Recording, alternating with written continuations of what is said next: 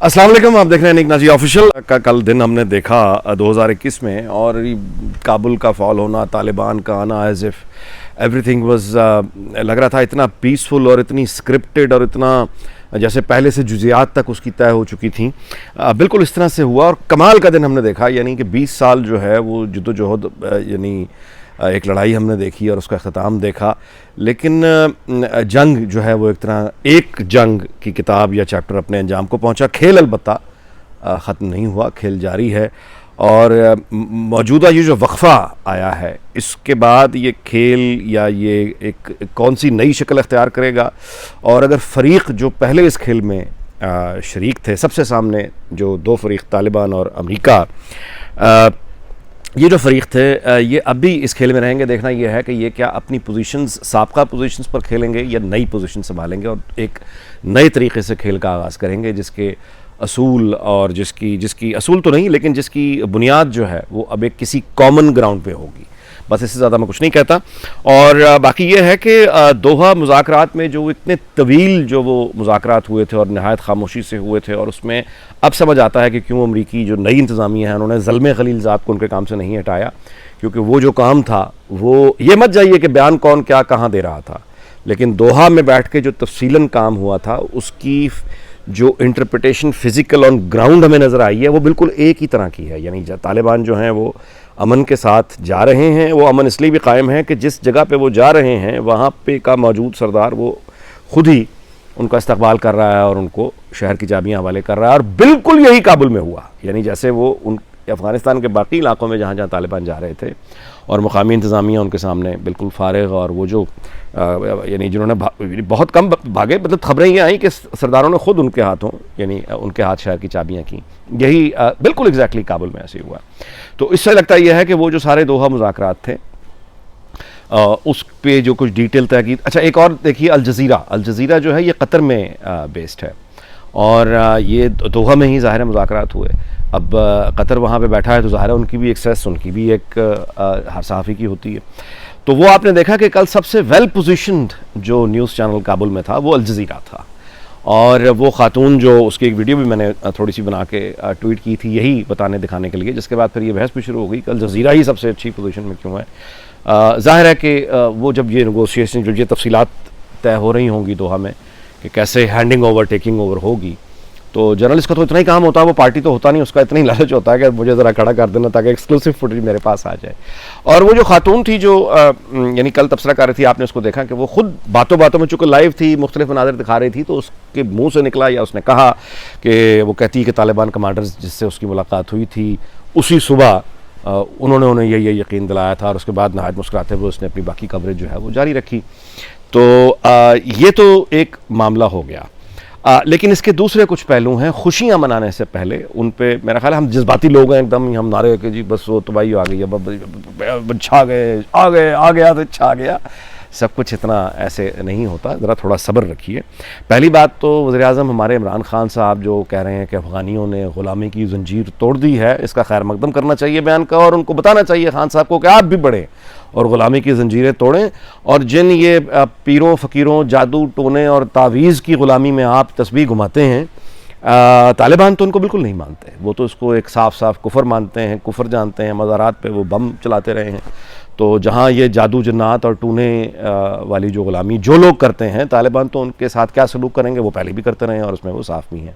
मुझे उम्मीद है खान साहब अपने जो इस्लामी नज़रियात या तसव्वुफ़ रूहानियात वाली जो स्पिरिचुअल यूनिवर्सिटियाँ खोलने जा रहे थे, अब उनकी जगह वो कोई देवबंद की तरफ मेरा ख्याल है ज़रा नज़रियात उनके जाएँ। इससे आगे बढ़े तो ये है कि ये ज़रूर याद रखें कि तालिबान के बारे में ख़ुद हमारी रियासत का, हमारे इदारों का यानी क्या क्या बयानिया रहा हुआ है। मतलब हाल ही में पार्लियामेंट को ब्रीफ किया गया, और जो खबरें बाहर आई और तरदीद अभी तक नहीं आई उसकी, वो ये है कि बाकायदा ऑफिशियली बताया गया कि पाकिस्तानी तालिबान और अफ़गान तालिबान असल में एक है। तो अगर पाकिस्तानी तालिबान और अफ़गानिस्तान असल में अफ़गान तालिबान एक हैं, और तहरीक तालिबान पाकिस्तान के लोगों को उन्होंने पनाह भी रखी है, जैसे अब आज की खबरें हैं कि हिंदू एजेंट जो था अशरफ गनी, उसने जिन तारीक़ तालिबान पाकिस्तान के जिन रहनुमाओं को उन्होंने जेलों में रखा हुआ था, ये हमारे दोस्तों ने आकर उनको जेलों से रिहा कर दिया, और वो अब सोशल मीडिया पर इसकी खुशियाँ मना रहे हैं। तो डॉलर्स की बात करते हैं अमरीकी, यानी ये कमाल है कि अफ़गानिस्तान इस वक्त एक ऐसा मुल्क है जहाँ तालिबान का इक़्तिदार है, $1 का उन पर कर्जा नहीं है, कोई कर्जा नहीं है अफगानिस्तान पर।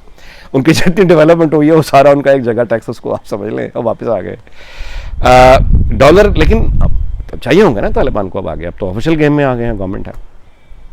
तो डॉलर किसके पास ज़्यादा है, अमेरिका के पास ज़्यादा है या पाकिस्तान के पास ज़्यादा है, गौर कर लीजिए। चाइना को उसमें डाल लीजिए। अब दो मुल्लाओं में मुर्गी आपने हराम सुनी है ना, यहाँ मुर्गी एक है, मुल्ला कहीं है। मतलब इसमें जो है वो आप चीन ज़ाहिर अपना, रूस अपना, वो मामलात हैं, उनके अपने इंटरेस्ट हैं, टर्की के अपने इरादे, ईरान के अपने इरादे हैं, ज़ाहिर है पाकिस्तान की अपनी ख्वाहिशें और ख्वाब हैं, अमेरिका के कुछ, यानी उनकी भी कुछ, वो कहेंगे हम भी पड़े हैं राहों में।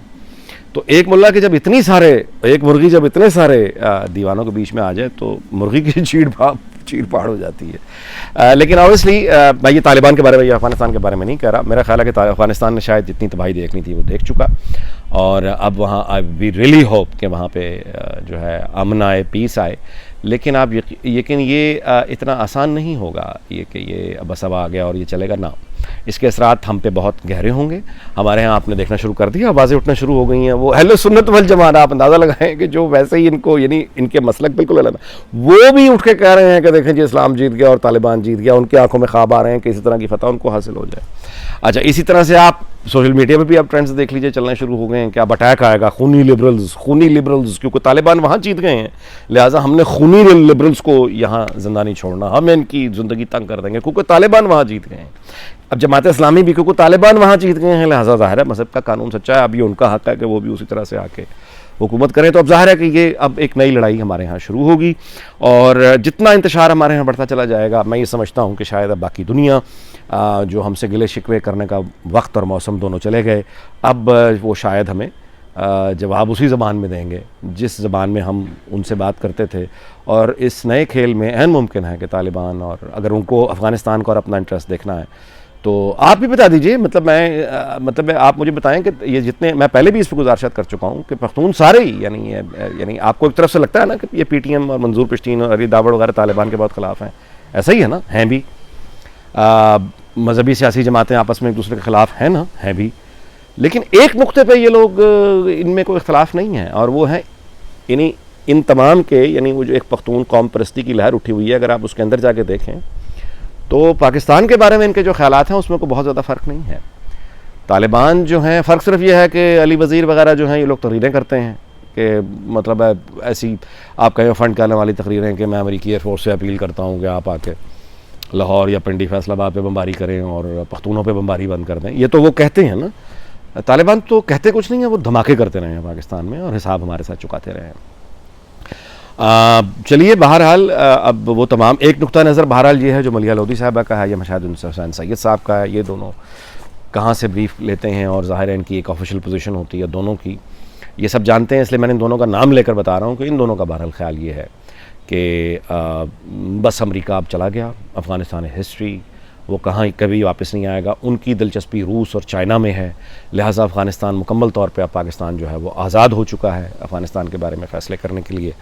और ये कि चीन अपना यार है, जिस पे जानिसार है, वो हम पे जानिसार करने को तैयार हैं, तो सत्ते खैरा कोई परेशानी की बात नहीं, और ये हमारे हक़ में हुआ जो कुछ हुआ है। ये सैयद मशाहिद हुसैन और मलिहा लोधी साहबा का ख्याल है। लेकिन एक दूसरा नुक्ता नज़र भी है बहरहाल, जिसकी मैंने वजाहत कर दी। आज कम से कम लंदन से मैं आपको ये रिपोर्ट कर सकता हूँ वीडियो के एंड में कि जैक स्ट्रॉ जो बरतानिया के साबिक़ वज़ीर ख़ारजा हैं, उन्होंने BBC 1 पे आके तकरीबन कोई वो 7-8 मिनट बोले इस कल के वाक़े पे, सुकूत काबुल पे, और उन्होंने लगी लिपटे बगैर बड़े आराम से वो जो कल वाक़या हुआ उसको उन्होंने लाके पाकिस्तान से जोड़ा और कहा कि ये पाकिस्तान की वजह से हमें दिन देखना पड़ा है।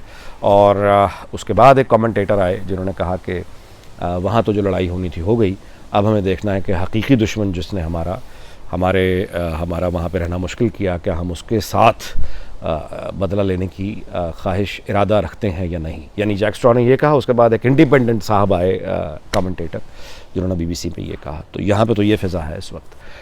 बाकी देखते रहते हैं आप भी और हम भी कि खेल के नए खिलाड़ी आगे क्या चाल चलते हैं। आपका बहुत बहुत शुक्रिया। अल्लाह हाफ़िज़।